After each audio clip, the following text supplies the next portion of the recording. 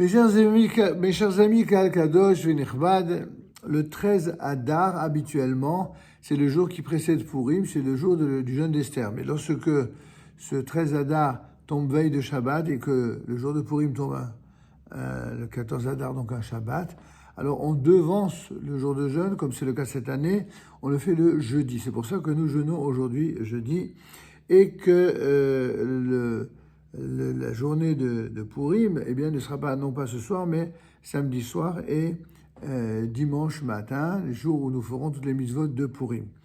Eh bien, le 13 Adar, qui est appelé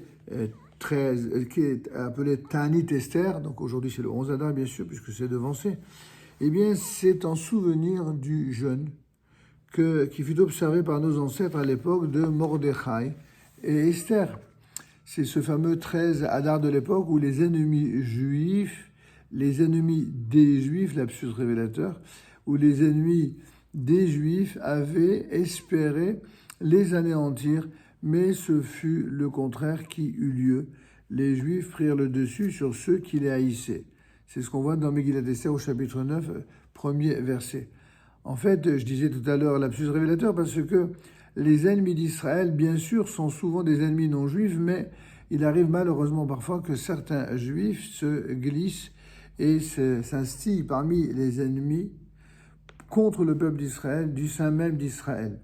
Car chaque fois que les Juifs ont dû se préparer au combat contre les ennemis de l'Éternel, qui sont aussi les ennemis d'Israël, eh bien, ils se sont recueillis dans le jeûne et dans la prière.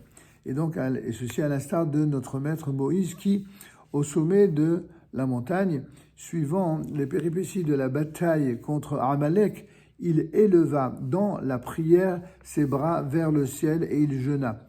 Le jeûne doit nous rappeler que ce n'est pas la force physique qui va faire le vainqueur, comme le rappelle le fameux passouk de Shemuel, Aleph, au verset 2 et 9, mais que c'est en élevant dans la prière ses yeux vers le ciel que le combattant arrive à éveiller la miséricorde divine. En d'autres termes, c'est pas non plus pour opposer les combattants et ceux qui étudient la Torah, comme certains malheureusement le font, mais pour rappeler que les deux sont nécessaires, que les deux sont importants, et le combat au sens physique et le combat au sens moral et spirituel, et chacun donnant des forces à l'autre pour l'ensemble. Et c'est en souvenir de ce jour de rassemblement général que le jeûne du 13 Adar a été ordonné. Certains décisionnaires notent qu'on peut trouver dans le texte du rouleau d'Esther une allusion de ce jeûne du 13 Adar. Nous lisons en effet au chapitre 9, verset 31, « Ainsi qu'ils se sont imposés à eux et à leurs descendants en ce qui concerne les jeûnes et les supplications y afférents. » Le jeûne a été appelé jeûne d'Esther, Psaume Esther ou Ta'anit Esther, puisque c'est Esther qui, avant d'aller chez le roi, demanda à Mordechai d'aller rassembler tous les Juifs de Suse, l'Erkenos et Kol HaYudim, d'aller rassembler tous les Juifs de Suse et de jeûner à son intention 3 jours consécutifs. Au chapitre 3, verset 16, selon le Ramban, le jeûne du 13 Adar serait effectivement observé en souvenir de ces 3 jours ordonnés par Esther.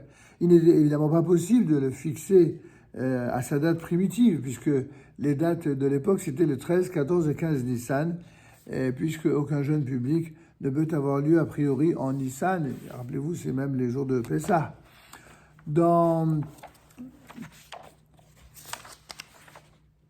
certaines communautés occidentales, telles que rapportées dans Masechet Sofrim, eh bien, il existait l'usage de jeûner les 3 jours d'Esther, un lundi, un jeudi et le lundi du mois de Hadar.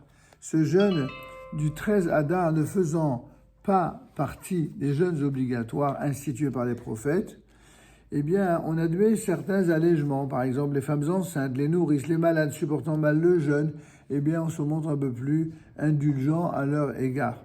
On dit également Hanenu dans le Shmoneh Esrei, dans la lecture, également la lecture de la Torah, comme à chaque public.